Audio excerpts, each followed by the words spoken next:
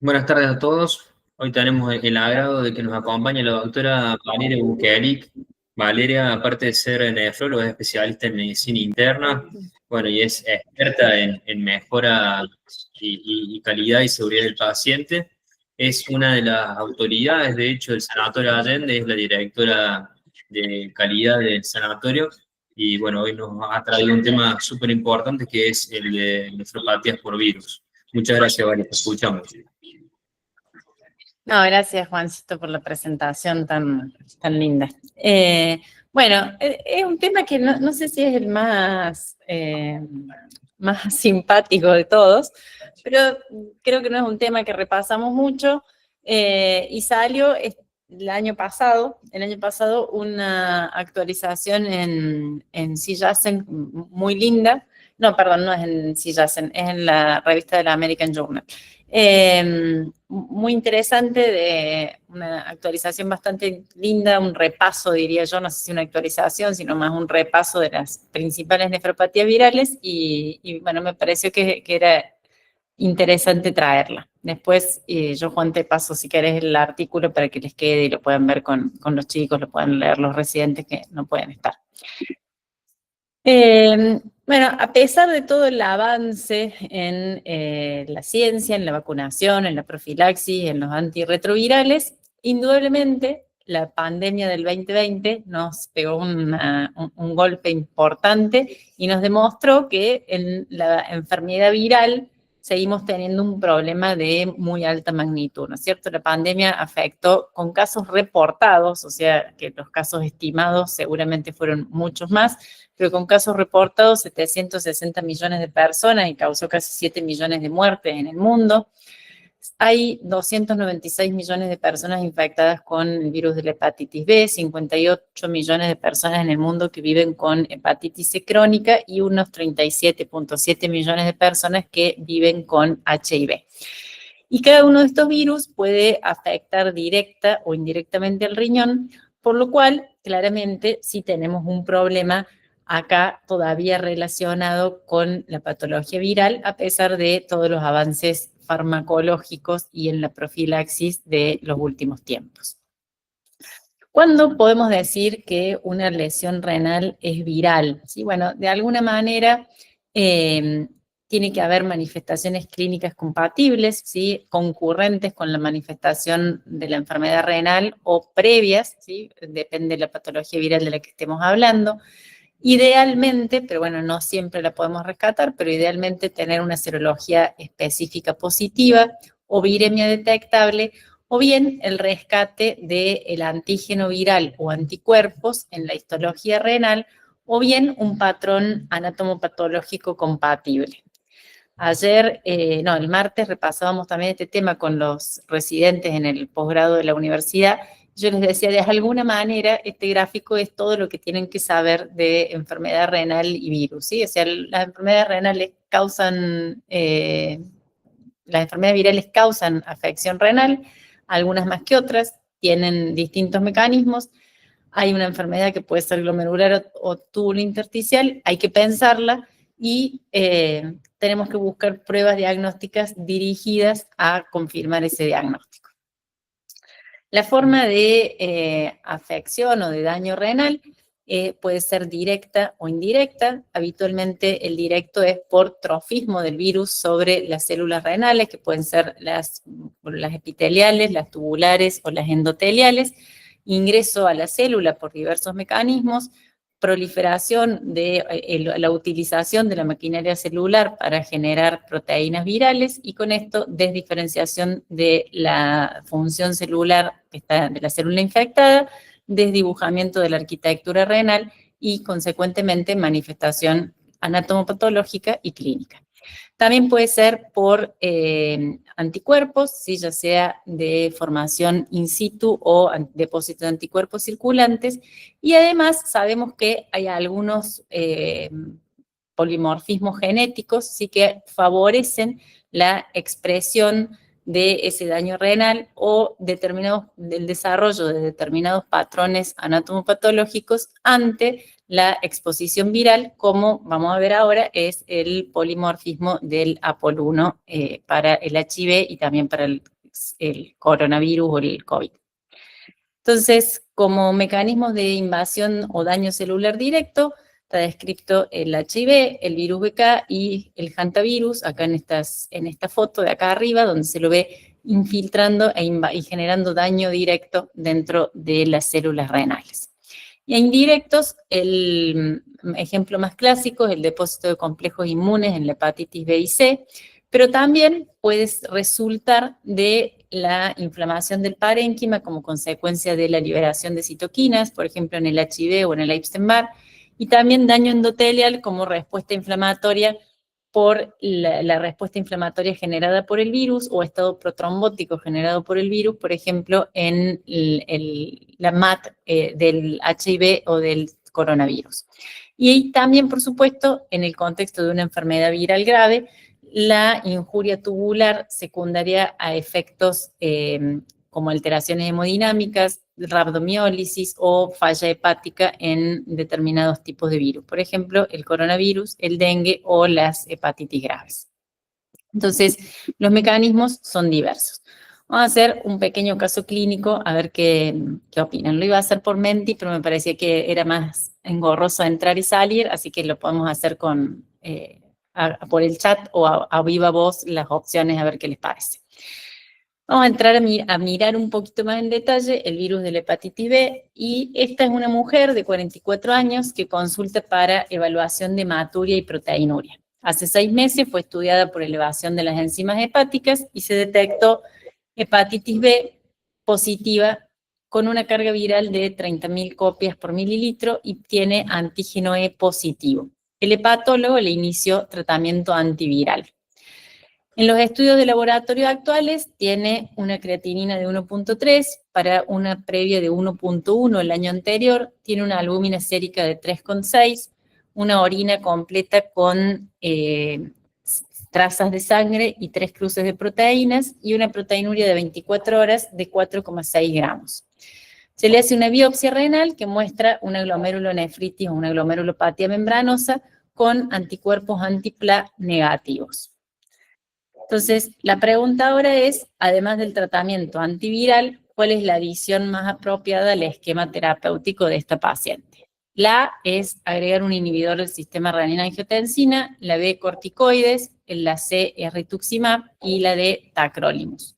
Entonces, el resumen del caso es una paciente con infección por hepatitis B detectada hace 6 meses, en tratamiento y que acaba de iniciar tratamiento antiviral, que viene con un aumento de la creatinina, una albúmina en el límite bajo, pero en parámetros normales, y 4,6 gramos de proteína en 24 horas y una biopsia con una membranosa. ¿Qué les parece? A ver si alguno quiere contestar por el chat o si alguno de los residentes, la vi que está Gaby, que está Agustina, si alguno de los residentes se anima a decir qué le harían a este paciente. ¿Corticoides, rituximab, tacrolimus o un inhibidor del sistema renina-angiotensina?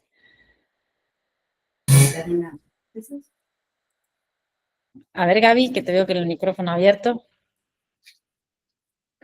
Primero le pondríamos un antiproteinúrico y tratar la causa de la hepatitis. Muy bien, Agus. Ahora vamos a ver hasta el final, pero muy bien. ¿Hay alguien que haría algo distinto?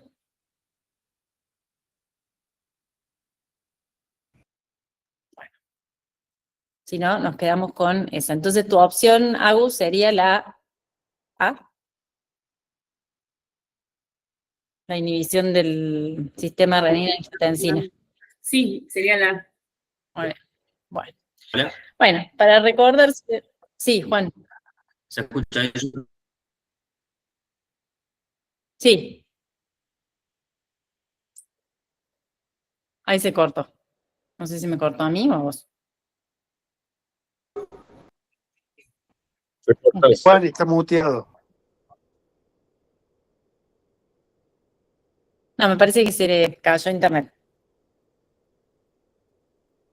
Bueno, No te pudimos escuchar, Juan, pero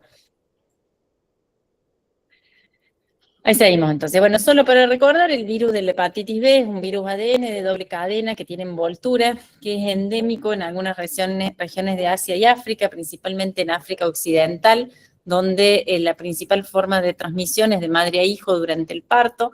En los niños que tienen hepatitis B transmitida en el canal de parto, en general se observa después una remisión espontánea de la enfermedad, por lo que estos niños en la mayoría de los casos no necesitan tratamiento, pero en la mayoría de las otras partes del mundo, la mayor incidencia se da en adultos no vacunados entre los 30 y los 59 años por transmisión sexual. Hasta un tercio de las personas que tienen hepatitis B están coinfectadas con hepatitis C y hasta un 10% a su vez presentan coinfección con el virus del HIV. Entonces, todos estos datos importantes para buscar después qué encontramos en ellos. La nefropatía por hepatitis B ocurre principalmente en la infección crónica replicativa, que se define como la infección que tiene antígeno E positivo sin anticuerpo anti-E y una carga viral mayor a 2000. De cualquier manera, la viremia no siempre refleja el nivel de la severidad clínica o lo que se va a ver en la traducido, ¿sí? O sea, principalmente en este virus, en los otros vamos a ver que sí. El daño es indirecto para la hepatitis B. Vimos que dentro de los mecanismos de daño, este es indirecto, no es directo, sino que es mediado por inmunocomplejos que se forman frente al virus y además se agrega activación del complemento y lesión glomerular secundaria. Los patrones de daño glomerular pueden ser variables. Lo más frecuente es la nefropatía membranosa, como tiene la paciente del caso. También puede encontrarse nefropatía membranoproliferativa, nefropatía por IgA, glomerulosclerosis focal y segmentaria, poliarteritis nodosa y, aunque es rara, podría encontrarse también las enfermedades de cambios mínimos. Pero lo más típico es la membranosa asociada a hepatitis B. La membranosa se origina por formación de complejos inmunes in situ contra el antígeno E. El antígeno es pequeño, además tiene carga negativa, atraviesa la membrana basal glomerular, se deposita en el espacio subepitelial y ahí se une con la inmunoglobulina G filtrada, produce la formación de anticuerpos, de complejos, inmunes, se activa el complemento en el espacio urinario y lo que sigue es engrosamiento de la pared capilar, proteinuria y consecuente a la pérdida de la estructura de la membrana basal. Algunas diferencias entre la membranosa asociada a hepatitis B y la primaria.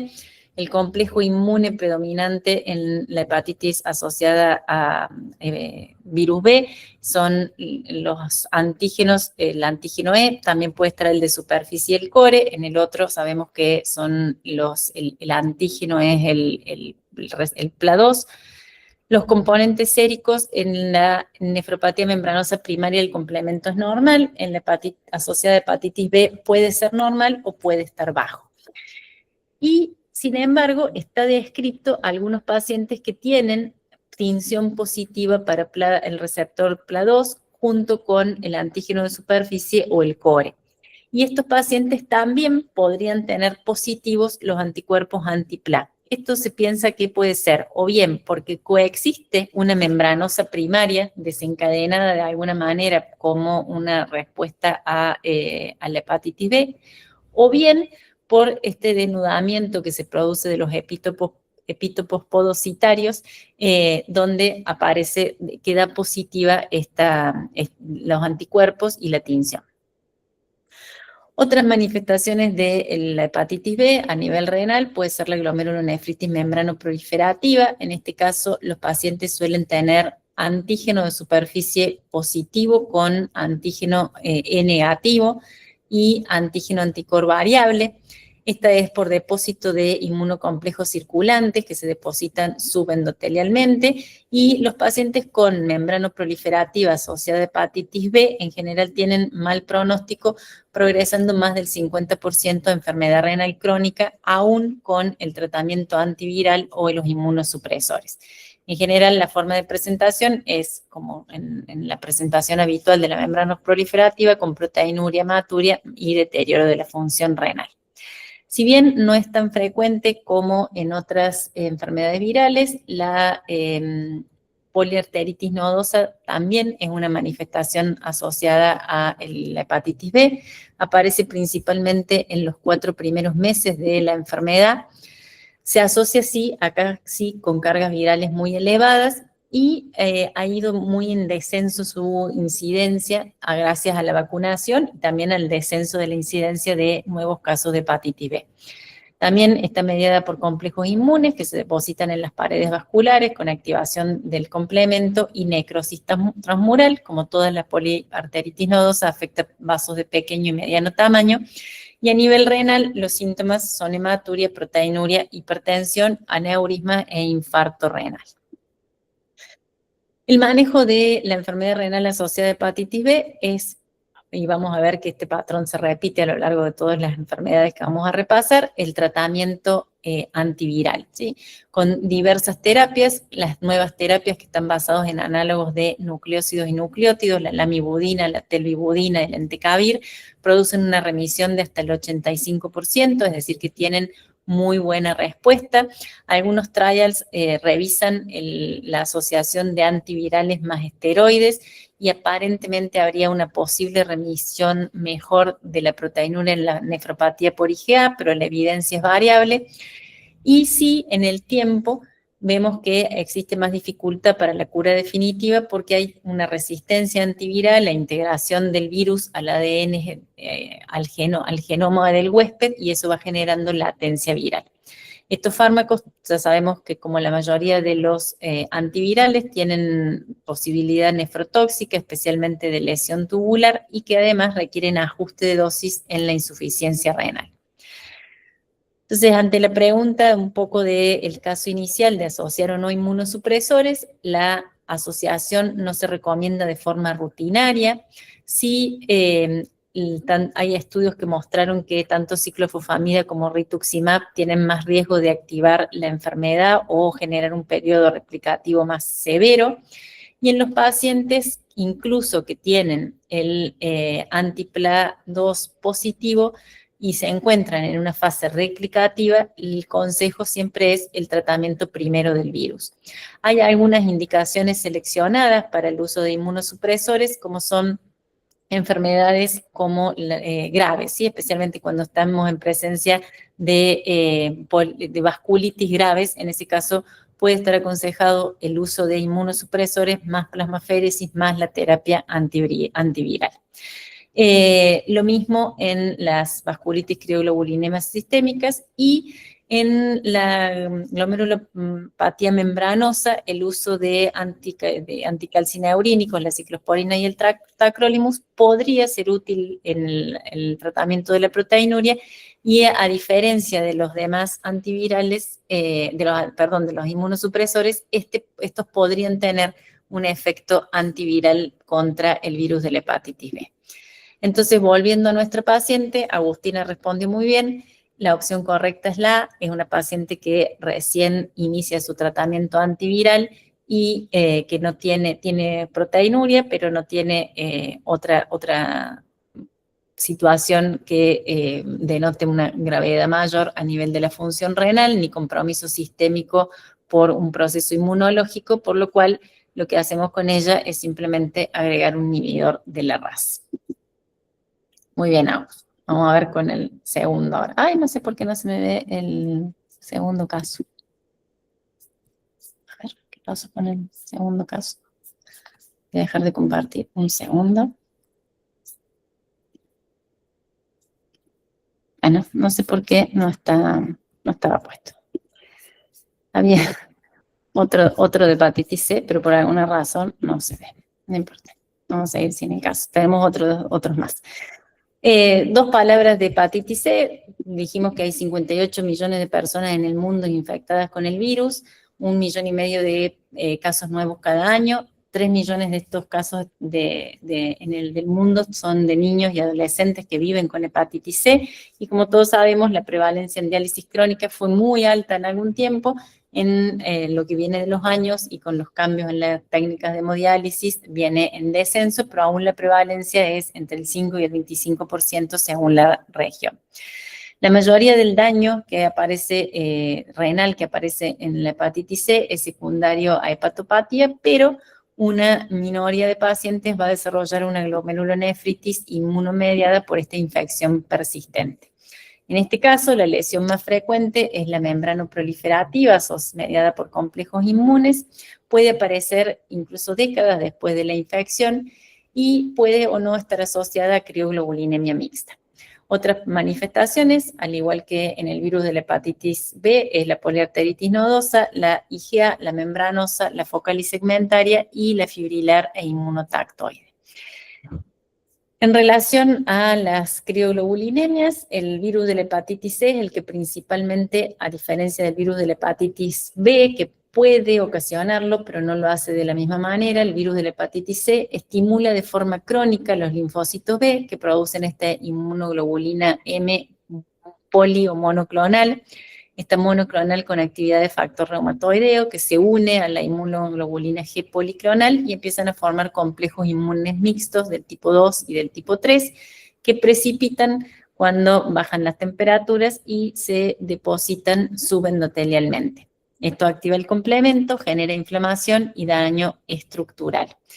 Como se ve a nivel renal, engrosamiento y duplicación de la membrana basal glomerular con este patrón de glomerulonefritis membranoproliferativa con depósitos de IgG, IgM, IC3 en la inmunofluorescencia. Hay un hallazgo típico que en la microscopía electrónica se observan los microtúbulos curvos organizados en lo que se llama un patrón de huella digital. La manifestación clínica puede ser síndrome nefrítico nefrótico y además otras manifestaciones sistémicas asociadas a la vasculitis ocasionada por las crioglobulinas como púrpuras palpables, úlceras cutáneas, neuropatía por afectación, la vasculitis de los pequeños vasos de los nervios y artralgias como consecuencia de la inflamación inmunológica sistémica.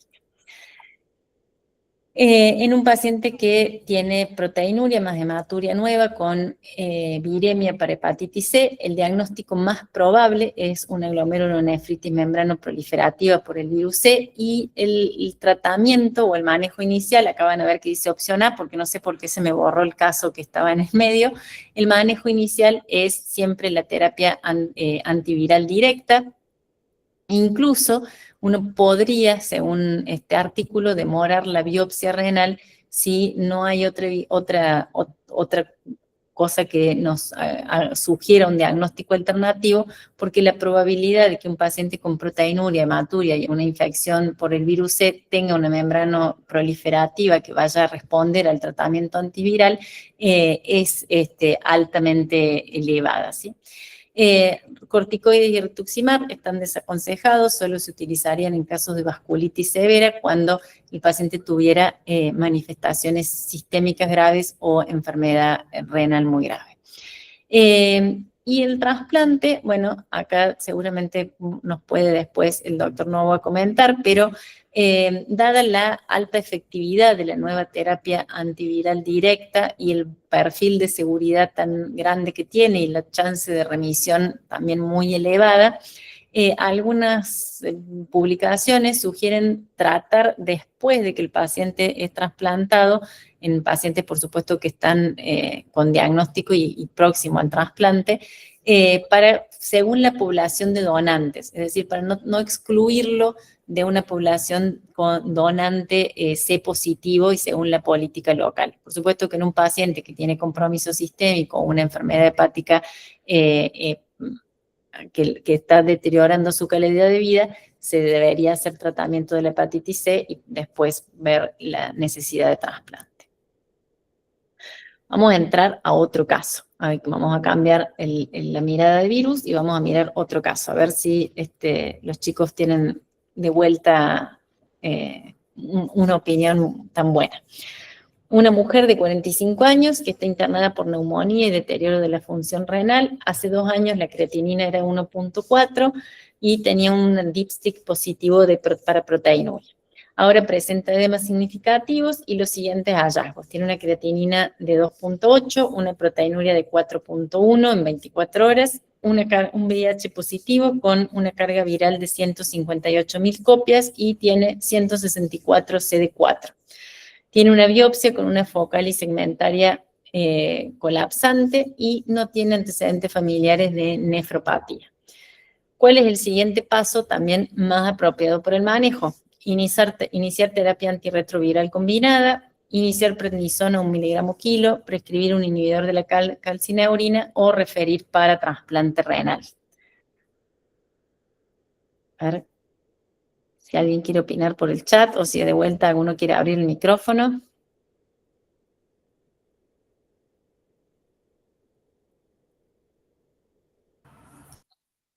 Hola, Vale. Estábamos pensando en Hola, Gaby. antirretrovirales.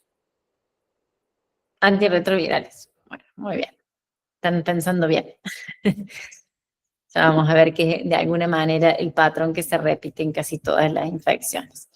Bueno, solo de repaso también, el virus del HIV es un ARN monocatenario con envoltura que tiene la particularidad que utiliza la maquinaria celular para replicarse, causa esta respuesta inmune sostenida que se caracteriza por inmunodeficiencia y principalmente por depresión de los CD4.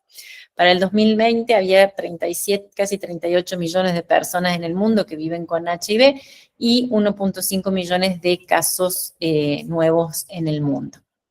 Las manifestaciones renales van a variar según la etapa de la infección, el estado inmunológico y también el gran cambio en las manifestaciones renales fue la aparición de la terapia antirretroviral combinada más actual. Previo a la era de la nueva terapia antirretroviral, la lesión más frecuente era la focal y segmentaria colapsante, lo que vamos a ver ahora que se llama, o se llamó por sus siglas en inglés IBAN, que es nefropatía asociada al HIV, que está asociada así a viremia elevada y CD4 muy bajos y que se manifiesta como proteinuria nefrótica, edema y un rápido deterioro de la función renal. A partir de la era de esta nueva terapia antirretroviral, que prácticamente convirtió la enfermedad en una enfermedad crónica, si antes era una enfermedad mortal en no mucho tiempo y ahora es prácticamente una enfermedad crónica, la incidencia de enfermedad renal crónica terminal o avanzada se estabilizó. IBAN o IBAN en las biopsias decreyó de un 40 a un 80% a aproximadamente un 15 o un 35% actual según el centro, y esto nos habla de que hoy la terapia antirretroviral está indicada en todos los pacientes independientemente del recuento de CD4. Hay esta forma de nefropatía asociada al HIV o IBAN o IBAN es una forma específica de enfermedad renal crónica que está causada directamente por la afección del VIH sobre las células del glomérulo y del túbulo.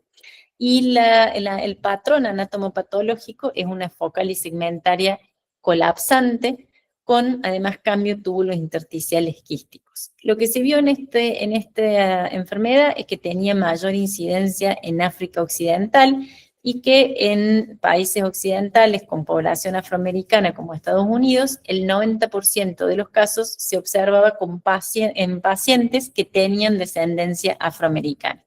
Y esto llevó a encontrar una predisposición asociada al polimorfismo del gel APOL1. Esto posiblemente para los médicos de planta lo conozcan muy bien, pero me parecía interesante explicarlo para los residentes. El APOL1 es un gen de la apolipoproteína 1 que codifica una proteína que está involucrada en la defensa frente a infecciones parasitarias, especialmente frente a que es el Trypanosoma brucei. La población africana evolucionó con esta mutación o este polimorfismo del APOL1 que los protegen contra el parásito porque tienen la capacidad de dañar, digamos, la membrana celular del parásito y generar la muerte parasitaria.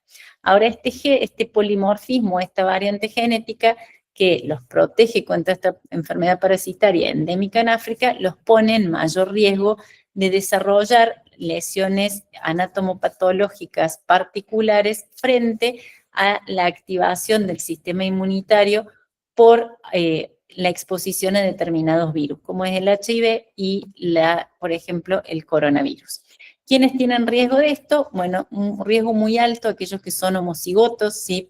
Que tienen los dos alelos mutados, y tienen riesgo más bajo aquellos que son heterocigotos y, por supuesto, sin riesgo aquellos que no tienen alelos mutados. ¿Cómo es la fisiopatología de la nefropatía asociada por HIV? Lo que se produce es una infección directa de las células renales, ya sean podocitos, mesangiales o del epitelio tubular, a través de una entrada del virus que es independiente a la vía del CD4, ¿sí? Posiblemente entren a través de macrófagos infectados o a través de endocitosis, y una vez dentro lo que hacen es utilizar la maquinaria celular para producir proteínas virales y van generando desdiferenciación y sobre todo disfunción o disregulación de los podocitos.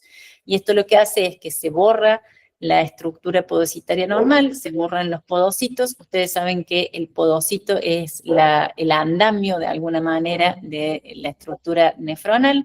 Entonces, eso genera el colapso del capilar glomerular.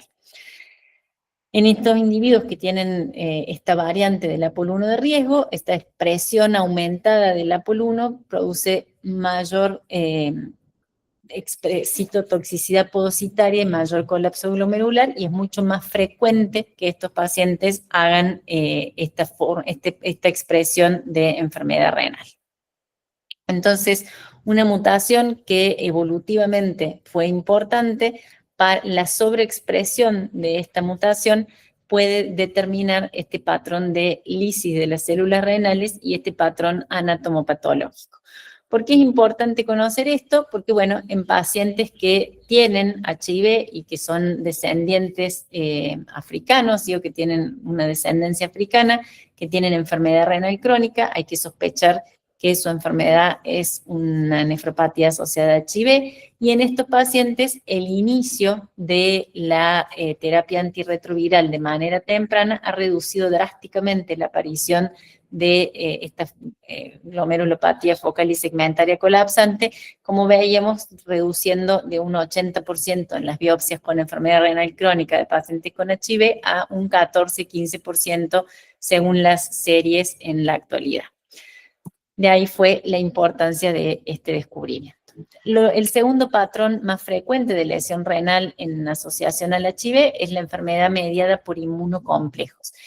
Hoy esto representa más en algunas series que la nefropatía asociada por HIV. Y según un estudio del 2020, esto está más o menos en el 17% de las biopsias. Cuando decimos enfermedad renal mediada por inmunocomplejos asociada al HIV, en realidad hablamos de un espectro de patrones de enfermedad renal o de patrones anatomopatológicos que incluyen algunas como una membrana proliferativa, muy similar a la del lupus, incluso con una inmunofluorescencia con full house, patrones como la glomerulonefritis postinfecciosa, la nefropatía por IgA o la membranosa, con depósitos que pueden estar en distintos lugares, subendoteliales, intramembranosos o subepiteliales, y que va a tener una forma de presentación según el patrón anatomopatológico, como todas las enfermedades renales, pero que sí se va a asociar a deterioro de la función renal e hipocomplementemia. En los pacientes que tienen viremia activa, son los propios antígenos virales, aquellos que generan la reacción que termina en la formación del inmunocomplejo, y en los que tienen HIV controlado pueden ser otros antígenos bacterianos o no virales. En todos estos pacientes que tienen estos patrones mediados por anticuerpos, por inmunocomplejos, es importante descartar la coinfección con hepatitis B o con hepatitis C. A diferencia de la nefropatía asociada a HIV, la nefropatía inducida por inmunocomplejos no se ha visto tan disminuida en su incidencia a partir de la terapia antirretroviral combinada, ¿sí? Entonces, por eso hoy es de las más prevalentes en relación a HIV. Otras expresiones a nivel renal de la enfermedad por HIV, la lesión tubulointersticial, que puede ser mediada por citoquinas, que va a terminar en inflamación o fibrosis, también puede ser expresión de una enfermedad sistémica grave, y la microangiopatía trombótica. Esto se ve más en el HIV no tratado. Hemos tenido algunos casos de microangiopatía trombótica que han sido la forma de llegar al diagnóstico o el debut, al menos para que el paciente conozca su serología o su antecedente infeccioso. Y por supuesto que puede o no estar asociada a síndrome antifosfolipídico. Algunos se pueden presentar como una púrpura trombótica trombocitopénica, incluso con Adams 13 descendido. Esta tabla no es para que la vean, simplemente recordar que además en el HIV, como en la mayoría de estas virales crónicas, los nefrotóxicos por sí mismos, los antivirales por sí mismos tienen actividad nefrotóxica. Y entonces, volviendo al caso y a la opinión de las chicas, es un paciente que tiene una focalis segmentaria colapsante asociada a HIV, cuya etiología más probable es su enfermedad vírica y que no tiene indicación inmediata de inmunosupresión ni trasplante, sino que la recomendación, como dijeron Gaby y Agustina, es el inicio de la terapia antirretroviral combinada lo antes posible, por lo que la opción correcta es la A. Se pueden agregar otras medidas antiproteinúricas y de protección renal, pero no tiene indicación por el momento de inmunosupresores ni de derivar a trasplante. Estaba cursando una neumonía y está con una enfermedad que todavía no inició tratamiento. Y ya entrando en el último caso, penúltimo caso, pero ya es la última parte de la charla. Vamos con otro caso. Varón de 22 años que tiene obeso, con somnolencia, hipotensión, hipoxemia, requiere intubación y noradrenalina por shock refractario. En el laboratorio se detecta SARS-CoV-2 positivo, tiene una creatinina de 2.5, anemia, más una aptoglobina baja, tiene una ferritina de 1000, orina con hematuria y proteinuria de 2 cruces. En la biopsia se evidencia una microangiopatía trombótica. ¿Cuál es la mejor terapia para mejorar redundantemente la función renal? Corticoides, cuidados de soporte, eculizumab o plasmaféresis. Vale, nosotros acá estamos hablando con Agus de hacerle corticoides. Corticoides por la MAT. Sí, por la MAT. Okay. Yo en eso quizás difiera. ¿Se escucha ahí o no? Sí, ahora se escucha bien. Porque si es por COVID, todo la nefritis, las complicaciones renales por COVID, hasta donde yo sé, salvo que haya algo nuevo en este artículo, no hay mucho por hacer, no hay nada probado. Yo elegiría cuidados de soporte. Bueno, tenemos corticoide, cuidado de soporte, ¿y alguien más que se anime a arriesgar? Si no, vamos a ver qué dice la resolución después del caso. Bueno, claramente este fue el virus que transformó al menos la década del 2020, ¿no? También otro RN monocatenario con envoltura, los datos epidemiológicos los repasamos recién, que fueron espantosos. El daño renal estuvo descrito principalmente durante la primera ola de COVID, ¿sí? Si ustedes se acuerdan, el peor año para los nefrólogos fue el 2020, y ese daño empezó a decrecer radicalmente cuando aparecieron las vacunas y con la variante Omicron. La variante Omicron no se asoció tanto a daño renal. De los pacientes hospitalizados por COVID, más de un tercio tuvieron lesión renal aguda y ese porcentaje o esa tasa fue mucho mayor en los pacientes que estaban críticos. Y los factores de riesgo, todos los recordamos, eran pacientes con enfermedad renal crónica, obesos, diabetes, cardiópatas o pacientes con edad avanzada. Los mecanismos de daño renal son varios. El primero es lesión tubular directa. El virus tiene trofismo por las células del túbulo proximal y genera entrada viral más apoptosis y necrosis tubular. También lesión tubular indirecta. Todos hemos visto cómo se comportaban estos pacientes con inflamación sistémica, alteraciones hemodinámicas, disfunción del endotelial. Todo esto por respuesta a la liberación de las citoquinas producía inflamación intersticial y muchas veces fibrosis tubular. La lesión tubular aguda fue el hallazgo predominante en todas las autopsias que se hicieron y en los estudios que se hicieron de seguimiento posterior al fallecimiento de los pacientes. Sin embargo, los pacientes también se podían presentar, como el caso de este paciente, con una microangiopatía trombótica, que se vio en las series de revisión, que se puede presentar asociada a púrpura trombótica trombocitopénica o manifestaciones como un síndrome urémico hemolítico atípico y que se podía presentar hasta un mes posterior de la infección de COVID. Y también está descrito la aparición de glomerulosclerosis focal y segmentaria colapsante, especialmente en las personas que tienen el polimorfismo APOL1. Y así como se habla de IBAN, se le llamó esta COBAN o nefropatía asociada al coronavirus. También están descritas nefropatías por cambios mínimos, glomerulonefritis membranosa y nefritis lúpica like como manifestaciones de la enfermedad renal por COVID, ¿sí? Siempre quedó en estas últimas la duda de si el virus actuaba como un desencadenante o como un agente etiológico, ¿sí? Pero sí se vio un aumento de la incidencia. El tratamiento principal, como dijo recién Juan, en este caso es el de manejo de soporte y control de la infección viral.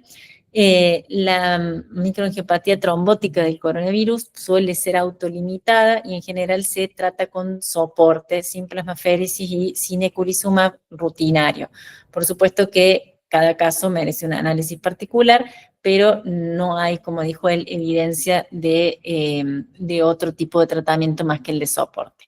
Asociado, sí, evitar los nefrotóxicos, el control hemodinámico y el tratamiento de la proteinuria. Desde que, como dijimos recién, desde que apareció la vacuna, el pronóstico mejoró y sobre todo también con la experiencia de los cuidados críticos. Entonces, para este paciente de 22 años, inicialmente la opción es los cuidados de soporte, habrá que después evaluar la evolución del paciente. Y ya para terminar, nos quedan solamente 2 diapositivas. Otro caso que es una mujer de 35 años con un trasplante de médula ósea C10 por una leucemia linfoblástica aguda. Le sube la creatinina lentamente, en 5 años de 0,8 a 1,5, tiene una orina que no tiene proteinuria ni hematuria. Ella está en tratamiento con tacrolimus crónico por su trasplante con unos niveles de 4 a 5. Está asintomática, salvo un poco de fatiga, y tiene un TAC con adenopatías inespecíficas.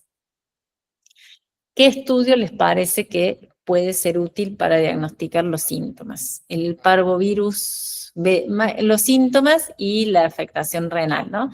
El parvovirus B19, la PCR para Epstein-Barr, una PCR para adenovirus o para BK.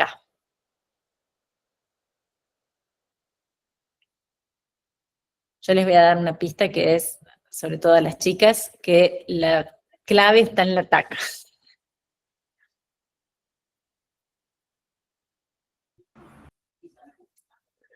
Y yo digo opción D, Doc, y acá Gaby dice opción A. Vamos a ver. Parvo y BK. Bueno. Sí.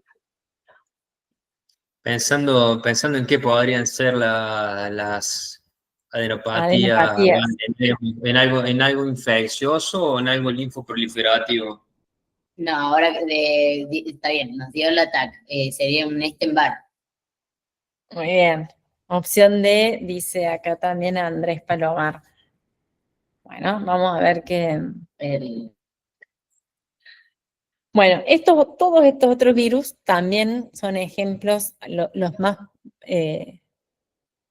más icónicos son los 4 que repasamos recién, pero todos estos virus también causan afectación renal. El Hanta, que para Argentina es endémico en la zona del sur, ¿sí? Así que si alguno se va a vivir al sur, es algo a tener en cuenta, y afecta a 200.000 personas en el mundo al año, o sea que no es tan menor. Y de estos 200.000, la mayoría de los sintomáticos va a tener manifestaciones renales, ¿sí? O sea que eso es importante para nosotros.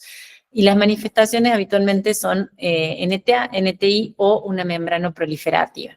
También el dengue, que por la cantidad de gente, que 390 millones de personas afectadas en el mundo, con el 15% de los sintomáticos teniendo manifestaciones renales. Lo más frecuente es asociado a los trastornos hemodinámicos y al shock que causa la enfermedad, es la nefritis, la necrosis tubular aguda. Sin embargo, también puede haber un patrón proliferativo con una glomerulonefritis membranoproliferativa. Epstein-Barr y CMV son altísimamente prevalentes en la población adulta y sus manifestaciones renales son raras, especialmente en los inmunocompetentes, ¿no es cierto? Pero sí pueden dar NTI, ambos focal glomerulosclerosis focal y segmentaria colapsante, el CMV, y el Epstein-Barr membranoproliferativa, cambios mínimos, la focal y segmentaria colapsante y también otras. El parvo también es rarísimo en la afectación renal en los inmunocompetentes y también es rara la clínica importante en los inmunocompetentes a pesar de una seroprevalencia muy alta, pero puede estar asociado a glomerulosclerosis focal y segmentaria colapsante y el BK, que también tiene una seroprevalencia de casi el 90% en la población adulta. Su manifestación renal es rara en los inmunocompetentes, sí sabemos que puede generar daño en los pacientes con trasplante renal, ¿sí? Entonces, y que vemos esto tan típico de las biopsias, que son las inclusiones renales en las células del epitelio tubular renal. También puede asociarse a NTA. Para esta paciente, ahora vamos a ver que tiene el uso prolongado de inhibidores de la calcineurina, entonces podría ahí haber una causa de su enfermedad renal, ¿sí? Porque lleva 10 años, si no me equivoco, decía de uso de tacrolimus, podría tener riesgo de nefrotoxicidad. Sin embargo, como bien dijeron después, de manera concurrente, la aparición de estas adenopatías nuevas es sugestiva de un linfo proliferativo post-trasplante, una PTLD, asociado al virus de Epstein-Barr. No tiene proteinuria, no tiene hematuria, es decir, tiene solo fallo renal sin proteinuria y sin hematuria, entonces sugiere más nefritis intersticial que glomerulopatía. Entonces, la respuesta correcta era la PCR para Epstein-Barr. Y ya con eso... Sí. Volviendo perdón, a ese caso,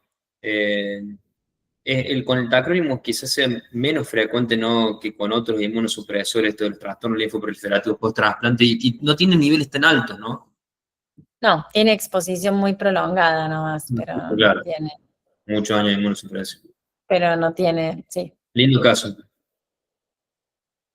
Entonces, para cerrar, digo que no es que aprendimos cosas, sino que repasamos, porque esto creo que son todos conceptos que los conocemos, que los vemos, pero sí recordar o reforzar que los virus siguen teniendo una alta carga global. Yo soy una convencida de que el fin de la humanidad va a ser a manos de un virus o una bacteria o un hongo. Que el daño renal llega por diversidad de mecanismos, ¿sí? Que las nefropatías virales pueden surgir en las infecciones agudas o en las crónicas, o que también sabemos que hasta en el posterior a la infección, ¿sí? Por daño viral directo sobre las células renales o por los fenómenos inmunológicos indirectos, y que por supuesto, como en toda la enfermedad renal, la expresión clínica se relaciona con el patrón histológico, y que en general el manejo es el control de la viremia, el tratamiento antiviral específico, la terapia de soporte, tener esa atención a la nefrotoxicidad de los antivirales crónicos, y en casos seleccionados, porque eso es importante recalcarlo para que no creamos que no, en casos seleccionados como vasculitis sistémica, enfermedades rápidamente progresivas o casos a discutir individualmente según la evolución del paciente y según su estado infectológico, puede haber alguna recomendación de otra terapia asociada como corticoides o algún calcineurínico. Y lo que sí es buena es la perspectiva futura, por esto de que las nuevas terapias antivirales y sobre todo la profilaxis, ¿no?, con la vacunación está cambiando drásticamente el panorama y la expresión de daño de órgano blanco de los distintos virus. Grande, vale. Y con eso estamos. No sé si alguien quiere preguntar algo, comentar algo.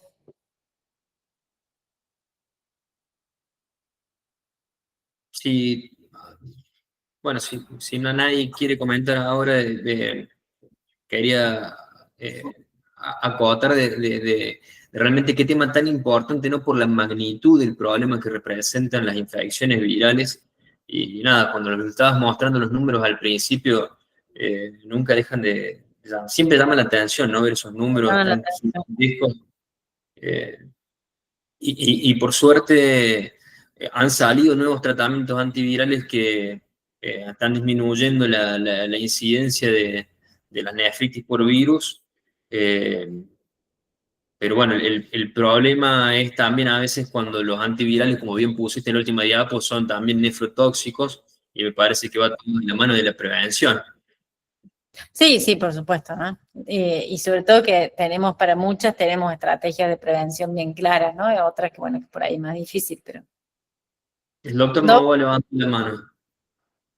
Quería hacer un par de comentarios. Obviamente, por una cuestión de tiempo, Valeria no se refirió a citomegalovirus ni a beta, que son dos virus nocivos para el trasplante renal y que siempre hay que considerarlos y tenerlos en cuenta por el grado de lesión que generan en el órgano trasplantado y a nivel sistémico.